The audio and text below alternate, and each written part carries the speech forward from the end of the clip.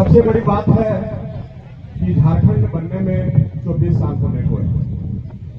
2000 में झारखंड अलग हुआ। अगर आप गंभीरतापूर्वक सोचेंगे तो यह झारखंड 96 में ही अलग हो जाता। जिस समय झारखंड आंदोलनकारी, जिस समय उसको बिहार से अलग करना था, उस समय नरसिम्हा राव हमारे यहाँ प्रधानमंत्री थे। उसे झारखंड अलग नहीं कर इन लोगों ने आंदोलन को बेच दिया और सांसद रिश्वत कांड यहां पर कर दिया और 40-40 लाख में यहां के 5 सांसद कांग्रेस के हाथों में टिक गए। दूसरी बात, जब झारखंड अलग हुआ तो यहां के नेताओं ने, यहां के जनप्रतिनिधियों ने एक अलग इतिहास कायम किया। निर्दलीय एमएलए मधु कोड़ा को मुख्यमंत्री बनाकर इस झारखंड राज्य को लूटने का काम किया और वह मुख्यमंत्री 44 महीना जेल में रहना पड़ा। अभी जामताड़ा के जो विधायक अभी हैं, वे भी लाखों रुपया के आरोप में जेल जा चुके हैं। मुख्यमंत्री जो हमारे पूर्व मुख्यमंत्री श्री हेमंत बाबू हैं, वो भी भ्रष्टाचार के आरोप में जेल में हैं और कांग्रेस के वरीय नेता मंत्री आलमगीर साहब के नौकर घर में करोड़ों रुपया बरामद हुआ है। तो आप सोच सकते हैं, जो यहाँ एमपी एमएलए बना, जो मंत्री है, जो मंत्री रहा, जो वर्तमान में है, उसके घर में अरबों खरबों रुपया होगा। और यह जो चुनाव है, अभी का जो चुनाव हो रहा है, काफी महंगी चुनाव है। करोड़ों रुपया चुनाव में खर्च होता है। तो करोड़ों रुपया कमाकर, लूट खसोट कर जमा करने वाले के ही बाल बच्चा एमपी एमएलए बन पाते हैं। हम लोग तो सिर्फ वोट देने के लिए जन्मे हैं, पैदा हुए हैं। लेकिन झारखंड में एक ऐसा क्रांतिकारी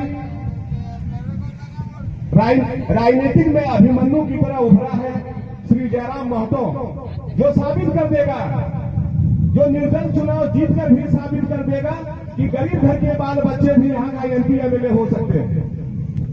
और हम लोगों को अगर इस समय चुप गए, उसके विचारधारा, उसका जो विचार है, आचार है, नीति है, अगर उसका साथ नहीं दिए तो हमारे बाल बच्चा को इसका काफी खमियाजा भुगतना पड़ेगा। नेताओं ने शिक्षा को कैसे व्यवस्था किया है। हर एक प्राइमरी स्कूल में शिक्षा अधिकार अधिनियम के तहत 30 बच्चा में एक शिक्षक होना चाहिए। हर एक प्रखंड में 400-500 शिक्षक का स्थान खाली है। आपको शिक्षा अच्छी तरह से वे शिक्षा देना ही नहीं चाहते हैं। हम लोग ग्रामीण क्षेत्र से, गरीब परिवार से आते हैं।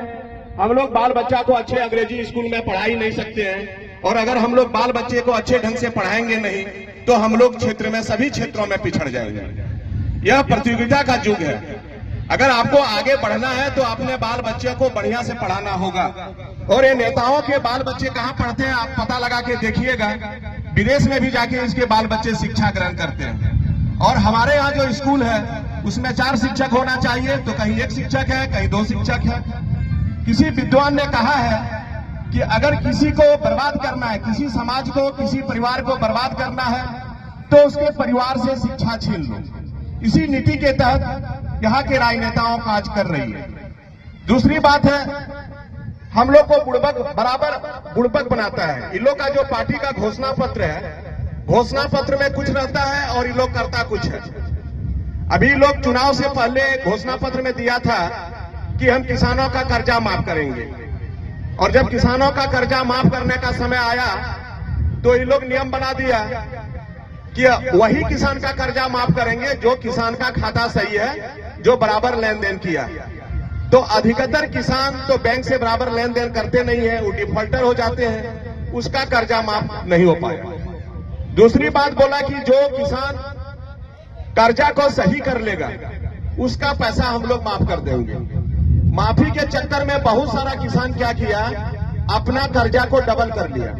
क्योंकि जब हम बैंक में पैसा जमा करते हैं तो 8 साल कुछ महीने में मेरा पैसा डबल हो जाता है, और जब हम कर्जा लेते हैं तो 4.5 साल में वह किसान का कर्जा डबल हो जाता है। तो सबका पैसा डबल हो गया और माफी नहीं दे पाया। दूसरी ओर देखिए कि प्रधानमंत्री आवास 2 साल से झारखंड में बंद है, प्रधानमंत्री आवास नहीं बन रहा है। झारखंड सरकार बोली अगर प्रधानमंत्री आवास नहीं बनेगा तो हम अगुआ आवास देंगे। हम आपको बताते हैं कि प्रधानमंत्री आवास का जो पोर्टल में नाम चढ़ा है वह झारखंड सरकार चढ़ाया। अगर वह झारखंड सरकार चढ़ाया और केंद्र सरकार अगर आवास बंद कर दिया तो पोर्टल में जितना छूटे हुए व्यक्ति का नाम था उसी से अगुआ आवास देना था।